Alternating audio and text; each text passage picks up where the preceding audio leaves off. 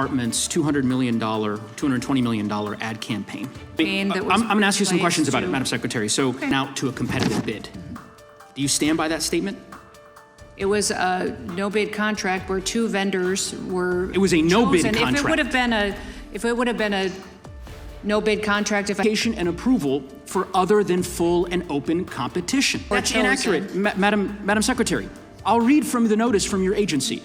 Yields back the unanimous consent request from the gentleman from Texas. Yeah, Mr. Chairman, I ask unanimous consent to insert the record an article from the Hill Country Community Journal, Kerrville's hometown paper, outlining and is titled "Kristi Noem Joins Governor in Support of Kerr Community Tours Areas of Destruction" from last summer. I was personally there. Without objection. Secondly, I'd like to insert into the record an article titled "Trump Recounts Daring Texas Flood Rescue Reunites Camper with Coast Guard Swimmer at State of the Union" for the record, and I thank the Secretary.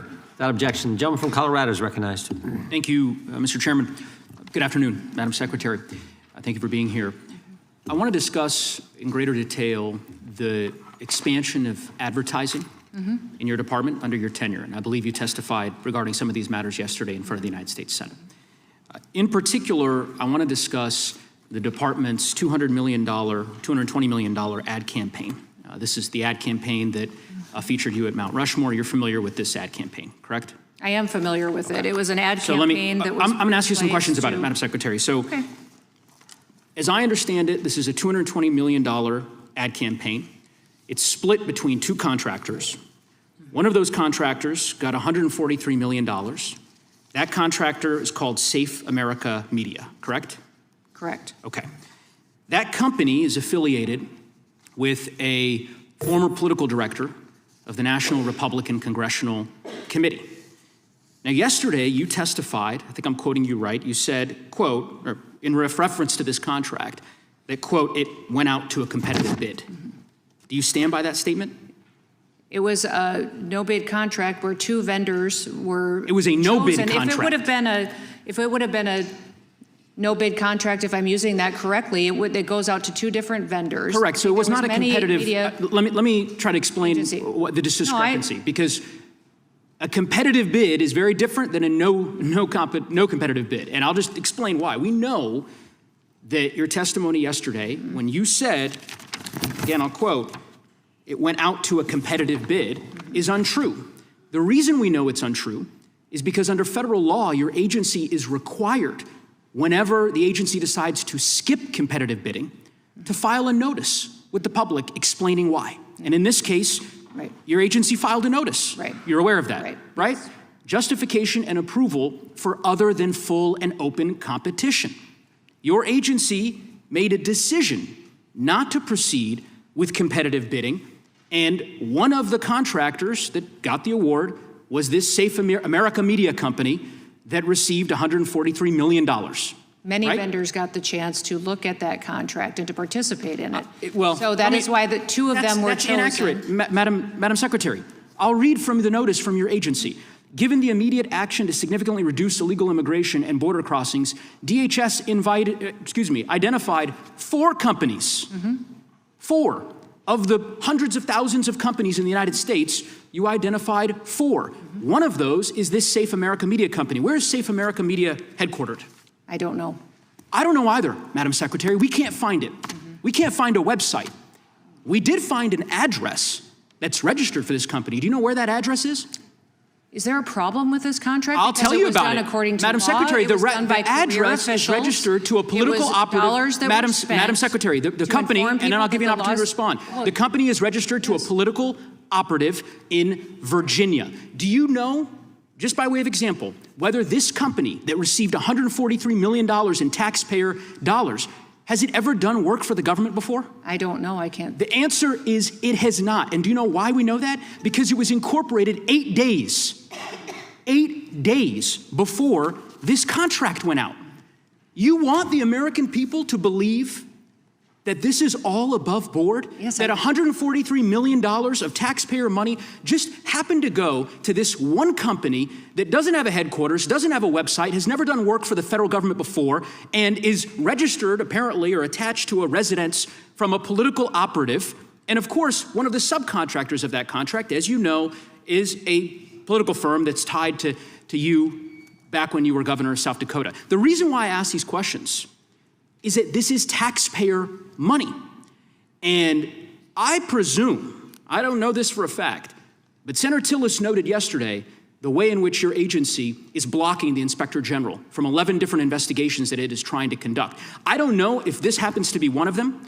I certainly hope it is, because eventually the facts will become public in this regard. And there are serious laws implicated, conflict of interest laws, federal procurement laws that I believe all merit. Followed, all done correctly, all done done all legally. done correctly. 14 billion impressions from that marketing campaign. Sure. It was money spent in this country and in 8 different countries that illegal migration was coming from. Madam Secretary, overwhelmingly effective. We all $49 understand the argument that you've made. The argument that you've made that somehow this ad campaign on Fox News of you at Mount Rushmore has led to millions of people self-deporting. You're using why do you think millions that of they did dollars of self-deport? taxpayer Had they not known? money in this way. It is fraud, and ultimately, I think there's going to be accountability. And I yield back, Bill. Can I speak to the IG? Yes, you can, quick. The IG has been told repeatedly, in writing, verbally, on the phone, that he can have access to anything at the Department of Homeland Security. He can. He doesn't need my permission to come and brief members of Congress on the Hill. He just needs to provide a scoping memo, which is what every single IG gets from every single department and agency. All intelligence agencies require a scoping memo. He just hasn't done that. He wants unfettered access to every single thing in the department, and that's not the process, and that's not any other IG has demanded that. The gentlelady from Florida is recognized for 5 minutes. Good afternoon, Secretary Noem. Thank you for being with us today. I would like to take just a moment to talk about the Cybersecurity and Infrastructure Security Agency at DHS. As I understand it, the mission of CISA is to lead the national effort to understand, manage, and reduce risk to our cyber and physical infrastructure. And CISA works to protect energy grids, pipelines, hospitals, financial networks, water systems, and all of the other sectors of critical infrastructure in the U.S. Is it a correct characterization that CISA itself plays a critical role in monitoring threats against the cyber and physical infrastructure of our country and working to prevent such attacks against our homeland? Yes, absolutely. In fact, CISA has had billions of interactions stopping threats online from attacking not just our country for a national security reason, but also our critical infrastructure, our electrical grids, our telecoms, our water systems. We work with state and local offices and agents and governments every single day to help them secure their systems as well, recognizing they feed into the protection of the federal government as well. Isn't it also true that if a hostile nation or proxy launched a coordinated cyber attack against our domestic critical infrastructure systems, that CISA would play a lead role in coordinating the federal response to that attack? That is correct. CISA is charged with identifying vulnerabilities that we have in our systems, and then also recommending mitigation measures that people can take to harden their systems. So we hunt down the bad actors and then harden systems to prevent those cyber attacks. And particularly right now, given the ongoing tensions in the Middle East, do you expect that Iran and its cyber proxies may actually attempt retaliatory cyber actions against the United States and its infrastructure? Yes, and they do. They do on a regular basis. With that backdrop in mind, is part of CISA's workforce furloughed right now? Yes, they are. About 2/3 of that agency is not in the office because the Democrat Party has chosen not to fund the Department of Homeland Security. So there are components of the Department of Homeland Security and CISA specifically, as we've been discussing, that are dedicated to protecting the critical infrastructure of our country. A substantial portion of those staff right now are furloughed because Democrats have refused to fund the Department of Homeland Security. Is that right? That is correct. Secretary Noem, does CISA also have a role in protecting our nation's elections infrastructure?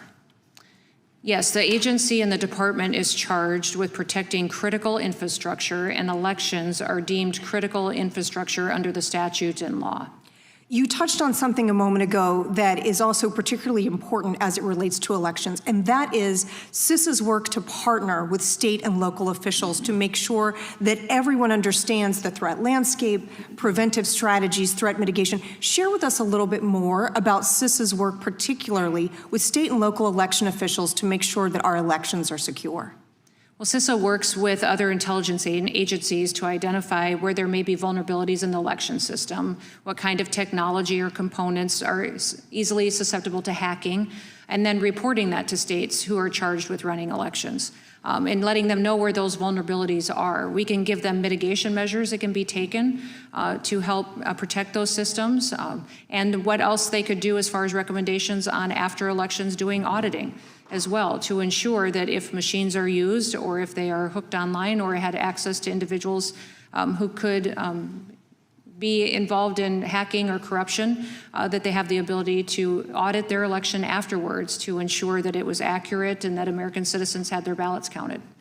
Are these efforts by CISA also being negatively affected due to the shutdown of funding to your department at this time? Yes, everything at the department's being affected right now. We have over 100,000 employees who are furloughed. We've got even law enforcement officers, security officers. TSA is not funded.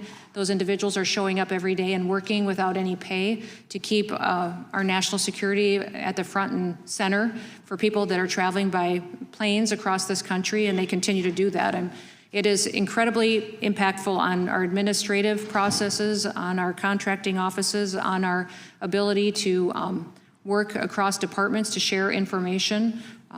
My hope is that today you are all successful in passing a funding bill for this department so that we have all of our players on the field to defend the country. And in your opinion, Secretary Noem, does the Democrats' failure thus far to agree to fund the Department of Homeland Security result in a risk to our national security? Well, we are doing everything that we can to defend the country and to protect the country. We'll continue to do that. They are making our job very difficult to do that. Thank you, Mr. Chairman. I yield back.